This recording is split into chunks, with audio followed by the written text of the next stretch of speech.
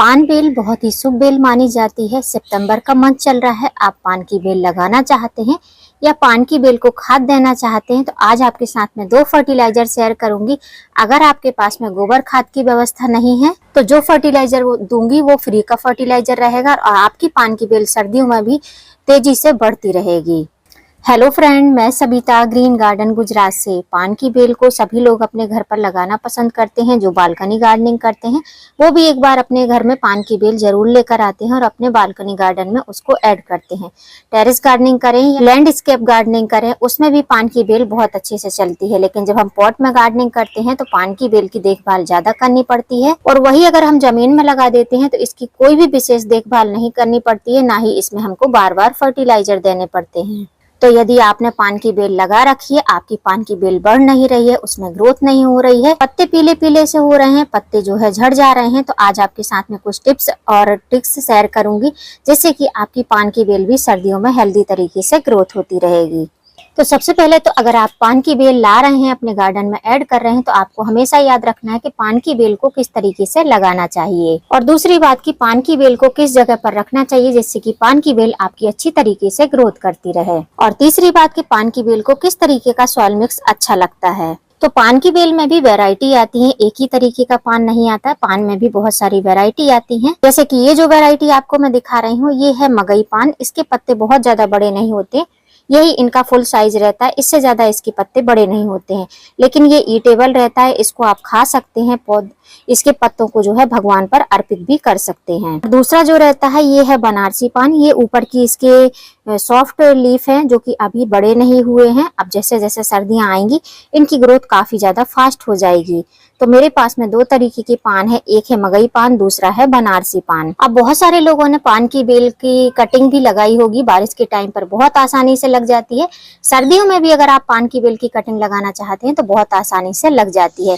इसका रीजन ये है कि बारिश का पानी मिलता रहता है तो इनमें जो नोड एरिया बने रहते हैं, यहाँ से आप देखिए एरियल रूट्स निकलती हैं, यहाँ से आप कट कर लेंगे और यहाँ से आप कट कर देंगे और इसको आप मिट्टी में दबा देंगे तो बहुत आसानी से आपकी पान की बेल धीमे धीमे से ग्रोथ पकड़ने लगती है। अब यदि आपने पान बेल की कटिंग लगा रखी है, उसमें ग्रोथ होने लगी है, उसकी रिपोर्टिंग करना चाहते हैं या नर्सरी से पान की बेल खरीद कर लाए हैं, तो जिस तरीके से मैं आज आपको पान लगाना सिखाऊंगी वैसे आप अगर पान की बेल को लगाएंगे उस सॉइल मिक्स में, उस तरीके के खाद में, तो पान की बेल आपकी सालों साल बहुत अच्छे से चलती रहेगी। अब यहाँ पर आप देख रहे हैं मैंने पान की बेल की कटिंग लगाई थी 1 महीने पहले। ये है बनारसी पान जिसकी कटिंग तो अच्छे से लग चुकी है, लेकिन इसमें ग्रोथ बहुत अच्छे से नहीं हो रही है। कटिंग में रूट काफी अच्छे से आ चुकी हैं और 2 कटिंग मैंने एक ही पॉली बैग में लगाई थी जो कि नर्सरी की सॉइल मिक्स रहती है, जिसमें मैंने सैंड मिक्स करके, आप देख सकते हैं इसमें सैंड के पार्टिकल्स दिख रहे होंगे, और नर्सरी का ही पॉली बैग है। इसकी सॉइल मिक्स मैंने निकाली नहीं थी, ऊपर से खाली सैंड मिक्स कर दी थी और सॉइल वही था, कोई भी फर्टिलाइजर ऐड नहीं किया था और 2 कटिंग बनारसी पान की लगा दी थी क्योंकि मेरे पास में बनारसी पान का एक ही पौधा था। अब यदि आप नर्सरी से लाते हैं पौधे तब भी आप रिपोर्ट कर सकते हैं, या आपने कटिंग लगाकर रखी है तब भी इस सॉइल मिक्स में रिपोर्ट कर सकते हैं। जिन्होंने 1-2 कटिंग एक पॉली बैग में या एक छोटे से वेस्टेज मटेरियल में लगा कर रखी है तो आप एक ही प्लांटर में दोनों कटिंग को रिपोर्ट कर सकते हैं। अब पान की बेल लगाने के लिए किस तरीके का सॉइल मिक्स होना चाहिए वो आपके साथ में मैं शेयर करने वाली हूँ। पान की बेल का सॉइल मिक्स बताऊं उससे पहले मैं आपको बता दूं, पान की बेल जो होती है उसको मॉइस्चर बहुत पसंद होता है, लेकिन ओवर वाटरिंग बिल्कुल भी पसंद नहीं होती है। तो इसकी जब सॉइल बनाते हैं आपको तो बेलड्रन सॉइल बनानी है। बहुत सारे लोगों को नहीं समझ में आता है कि बेलड्रन सॉइल क्या होती है।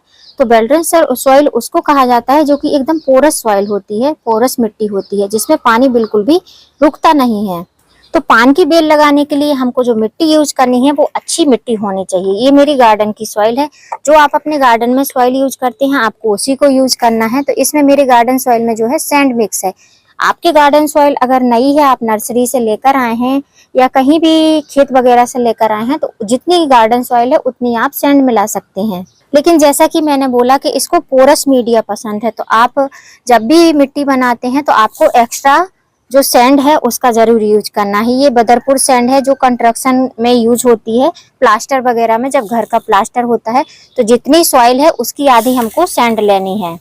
तो मैंने इतनी सैंड ले ली है और इतनी सॉइल है, समझ लीजिए कि हाफ पार्ट मैंने सैंड का लिया है। जितनी हमारी मिट्टी है उसका आधा हमको सैंड का यूज करना है। अब मेरे सैंड में आप देखेंगे थोड़े बड़े बड़े 2-4 बड़े पार्टिकल्स भी मिलेंगे, टुकड़े जो ये पत्थर की तरह, तो इससे कोई भी प्रॉब्लम नहीं होती है। इससे ड्रेनेज होल बहुत अच्छा रहता है। अब इन दोनों चीजों को हमको मिक्स कर देना है। उसके बाद में आप सोच रहे होंगे कि इतने से सॉइल में कैसे ही प्लांट लगेगा, तो अभी इसमें हम और भी कुछ मिलाने वाले हैं। अब इसमें हमने 2 चीजें मिक्स करी हैं, गार्डन सॉइल और सैंड। उसके बाद में जब हम इसमें पानी डालेंगे तो सैंड की मात्रा काफी अच्छी हो जाएगी, जिससे कि पानी बहुत जल्दी से ड्रेन आउट हो जाएगा, मिट्टी बहुत जल्दी से सूख जाएगी। तो जिनके गमलों में ये प्रॉब्लम होती है, उनकी पान की बेल बहुत अच्छे से ग्रोथ नहीं करती है, तो उसके लिए ग्रोथ करें और मॉइस्चर ऐड करने के लिए, मेंटेन करने के लिए हमको यूज करना है कोकोपीट का। कोकोपीट यूज करने से हमारा सॉइल मिक्स है काफी अच्छा बेल्ड्रन रहता है, और उसके बाद में इसमें पानी भी स्टोर नहीं रहता है, मॉइस्चर भी मेंटेन रहता है, और सॉइल भी हल्की बनती है। तो अगर आप टेरेस गार्डनिंग करते हैं तो आपको कोकोपीट का यूज जरूर करना चाहिए। अब जिनके पास में कोकोपीट नहीं है, तो अगर आपके पास में धान की भूसी है तो आप उसका भी यूज कर सकते हैं। मेरे पास में धान की भूसी नहीं है तो मैं कोकोपीट का ही यूज करती हूँ। अब इन सब चीजों को हमको मिक्स कर लेना है। अब ये हमारा सॉइल मिक्स बनकर रेडी हो चुका है। आप सोच रहे होंगे कि इसमें कोई खाद वगैरह नहीं डाली गई है, तो खाद हम डालेंगे। मैं खाद जो है सॉइल मीडिया में पूरी तरीके से मिक्स नहीं करती हूँ, बीच में खाद डालती हूँ, मतलब कि सेंटर पॉइंट में खाद डालती हूँ, बाकी के ऊपर नीचे पार्ट में सॉइल मिक्स ऐसा ही सिंपल वाला रहता है। अब पान की बेल को लगाने के लिए मैं इस तरीके के गमले का यूज कर रही हूँ, क्योंकि पान की बेल मेरी बहुत बड़ी नहीं है, गहरा भी है पॉट और थोड़ा सा चौड़ा भी है। तो इस तरीके से लगाऊंगी तो गर्मी तक मेरा प्लांट अच्छे से सरवाइव कर जाएगा। आप अगर लगाना चाहते हैं तो फैले हुए पॉट में लगा सकते हैं, इस तरीके के टब वगैरह रहे उसमें भी लगाएंगे तो बहुत अच्छे से चलेगा, क्योंकि पान की बेल जितनी नीचे जाती है उतनी ही साइड साइड में भी फैलती हैं। अब सबसे पहले हम इसको निकालेंगे इस पॉली बैग से। तो अगर आपने कटिंग लगा रखी है तो नीचे से इस तरीके से आपको प्रेस करना है, जिससे कि कटिंग की रूट खराब ना हो और पौधा अच्छे से निकल पाए। बिल्कुल भी रूट डिस्टर्ब होनी नहीं चाहिए, पौधा आराम से निकल जाए। इस तरीके से आपको धीमे धीमे करना है, या आप एक दिन पहले उसमें थोड़ी सी वाटरिंग कम कर दीजिए, तो जो सॉइल मिक्स रहता है वो आराम से पॉली बैग से निकल जाता है। अब मैं ऐसे फिंगर फंसाऊंगी और इस पॉली बैग को इस तरीके से थोड़ा सा ढीला करूंगी और ऐसे निकाल लूंगी। आप देख सकते हैं ये नर्सरी का ही सॉइल मीडिया है, जो कि काफी ज्यादा चिपचिपा है, लेकिन ऊपर आप देखेंगे तो काफी वेल ड्रन है, क्योंकि ऊपर सैंड मिक्स किया गया है। तो मैं क्या करूंगी कि इसका आधा जो सॉइल मीडिया है नीचे का, उसको मैं हटा दूंगी। वैसे तो रूट काफी अच्छी बनी हुई है, लेकिन जहां तक चिपचिपी मीडिया दिख रही है सॉइल मीडिया, उतना मैं इसको हटा दूंगी। और जहां से मुझे अच्छी मिट्टी दिखाई दे रही है, वैसे कटिंग ग्रो करने के लिए ये जो सॉइल है ये बहुत अच्छी है। ये थोड़ी सी क्लेई सॉइल है, इसमें ब्लैक सॉइल भी है और ब्राउन सॉइल भी है। पान की बेल जब भी लगाते हैं तो आपको याद रखना है कि गमले में ड्रेनेज होल बहुत अच्छे होने चाहिए। पानी स्टोर होगा तो पानी ज्यादा होने की वजह से रूट खराब हो जाएंगी और पान बेल की स्टेम भी सड़ जाएगी। तो इसलिए ड्रेनेज होल अच्छे होने चाहिए, और ड्रेनेज होल को कवर करने के लिए इस तरीके के कंकड़ पत्थर का यूज, या जो मैं सिंथेटिक कॉटन का यूज करती हूँ वो भी आप कर सकते हैं। अब ड्रेनेज होल को कवर कर दिया है। अब इस सॉइल मिक्स को हम हाफ पार्ट तक इस गमले में फिल करेंगे। अब हाफ पार्ट से थोड़ा सा कम ही मैंने गमले को भरा है मिट्टी से, जो हमने सॉइल मिक्स बनाया है। उसका रीजन ये है कि हमने जो कटिंग से पौधे लगाए हैं, इनको हम बहुत ज्यादा ऊपर नहीं लगा सकते हैं। ये रूट बाउंड होंगे तभी पौधा अच्छे से ग्रोथ करेगा। तो अब इसको हमको एज इट इज ऐसे रख देना है, और उसके बाद में इसको रखने के बाद में सॉइल को साइड साइड से हमको थोड़ा सा हटाना है। जो रूट बॉल है उसको धीमे धीमे थोड़ा सा हमको ब्रेक करना है, तोड़ देना है। अभी आप देख सकते हैं थोड़ा थोड़ा हमने ये रूट बॉल को तोड़ दिया है। उसके बाद में अब इसमें हमको फर्टिलाइजर देना है। तो पान की बेल एक पत्ते वाली बेल है, जिसमें किसी प्रकार के फूल और फल नहीं आते हैं। तो इसके लिए हमको नाइट्रोजन युक्त फर्टिलाइजर देना है, जो कि हमको मिलेगा चाय पत्ती से, जो कि हमारे किचन में ही उपलब्ध होती है। तो छोटे से गमला है, इसमें हम 1 टेबल स्पून भर के चाय पत्ती दे सकते हैं। इससे ज्यादा भी आप दे सकते हैं। 8 इंच का गमला है तो 2 से 3 टेबल स्पून आपको चाय पत्ती के देना है। चाय पत्ती देने से जो है आपके पौधे की ग्रोथ बहुत अच्छी होगी, पान की बेल हरी भरी रहेगी, क्योंकि चाय पत्ती में एक प्रकार का टैनिक एसिड रहता है, जो कि पौधे की ग्रोथ के लिए बहुत अच्छा रहता है। तो इतना देने के बाद में अब हमको जो हमने सॉइल बनाई है उससे हमको इसको कवर कर देना है। इसके बाद भी हम इसमें एक और फर्टिलाइजर देंगे, जो कि बहुत ही अच्छा रहेगा हमारे पौधे की ओवरऑल ग्रोथ के लिए। तो इतना करने के बाद में हमको सॉइल मिक्स से इसको कवर कर देना है। साइड साइड की जो रूट दिख रही हैं, इनको हमको फिल कर देना है। साइड साइड से मुट्ठी में भर भर के हमको सॉइल मिक्स डालना है, और फिंगर से ऐसे दबाना है। बहुत ज्यादा प्रेस नहीं करना है, बस धीमे धीमे से हमको दबाना है। और फिर मिट्टी को फिल करना है। अब जब तक जहां तक आप चाहते हैं वहां तक आप मिट्टी को फिल कर सकते हैं। मैंने जो रूट बॉल बनाया था इसका, जहां पर कटिंग लगी है, बस उतना ही पार्ट, ये जो पार्ट है यहीं तक मैं मिट्टी को फिल करूंगी।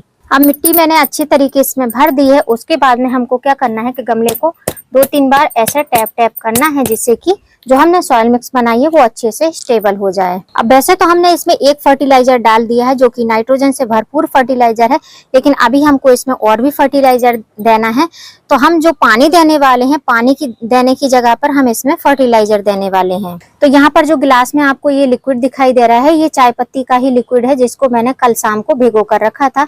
1 टेबल स्पून चाय पत्ती मैंने हाफ ग्लास में पानी डालकर और भिगो कर रख दिया था। अब जो है सुबह का टाइम हो चुका है और आप इसका कलर देख सकते हैं किस तरीके से ये बनकर रेडी हुआ है। तो अगर आप लिक्विड फॉर्म में देना चाहते हैं तो इस तरीके से दे सकते हैं। अब इस फर्टिलाइजर में मैं 4 से 5 बूंद ये फर्टिलाइजर देने वाली हूँ। ये एक ऑप्शनल फर्टिलाइजर है, जिसको आप 4 से 5 बूंद अगर पौधे में डाल देंगे, रिपोर्टिंग करने के बाद में पौधा आपका अच्छा ग्रोथ करेगा। ये भी एक ऑर्गेनिक फर्टिलाइजर है। ये है सीविड लिक्विड, जिसको सीविड एक्सट्रैक्ट कहा जाता है। सीविड एक्सट्रैक्ट जो रहता है या सीविड ग्रेन्यूल्स जो रहते हैं, उसमें एक प्रकार का ह्यूमिक रहता है, ह्यूमिक एसिड, जो कि अगर आप रिपोर्टिंग करते हैं, रिपोर्टिंग करने के बाद में पौधे में अगर आप इस फर्टिलाइजर को डाल देते हैं तो पौधा आपका बहुत अच्छे से ग्रोथ करता है, जड़ें बहुत अच्छी बनती हैं और उसके बाद में पौधे की ओवरऑल ग्रोथ होती है। तो मैंने हाफ ग्लास पानी में 1 चम्मच जो है चाय पत्ती डाली थी, क्योंकि हमने इतने बड़े पॉट में खाली 1 चम्मच ही चाय पत्ती डाली है, जो कि सॉलिड फॉर्म में डाली है। और इसको आप ग्रोथ करने में सॉलिड फॉर्म में डालेंगे तो थोड़ा सा टाइम लगेगा, और इस तरीके से लिक्विड फॉर्म में भी दे देंगे तो पौधा जो है जल्दी से ग्रोथ करने लगेगा। अब ग्रोथ तभी करेगा पौधा जब इसकी रूट मजबूत होंगी। तो आपके पास में कोई ह्यूमिक एसिड हो, जो कि स्पेशली ह्यूमिक एसिड हो इसमें डालने के लिए, तो आप वो डाल सकते हैं। तो मैंने जो है इसी के साथ में ह्यूमिक एसिड प्लस सीविड डाल दिया है, जिससे कि पौधे की ओवरऑल ग्रोथ होगी। आप चाहो तो इसमें और भी पानी ऐड कर सकते हो, लेकिन मैंने पानी ऐड नहीं किया है क्योंकि मेरी जो मिट्टी है उसमें मॉइस्चर था। कोकोपीट थोड़ी सी गीली थी, मैंने लूज कोकोपीट ली थी, जिसके कारण से कोकोपीट गीली थी। तो इसके कारण से हमको इसमें और ज्यादा पानी देने की जरूरत नहीं है। हम लिक्विड फर्टिलाइजर दे रहे हैं, जिससे कि नीचे तक धीमे धीमे पानी पहुंचेगा। और ये एक सेमी सीड लविंग प्लांट है, इसको बहुत ज्यादा धूप पसंद नहीं होती है, तो मिट्टी बहुत ज्यादा नम होनी भी नहीं चाहिए।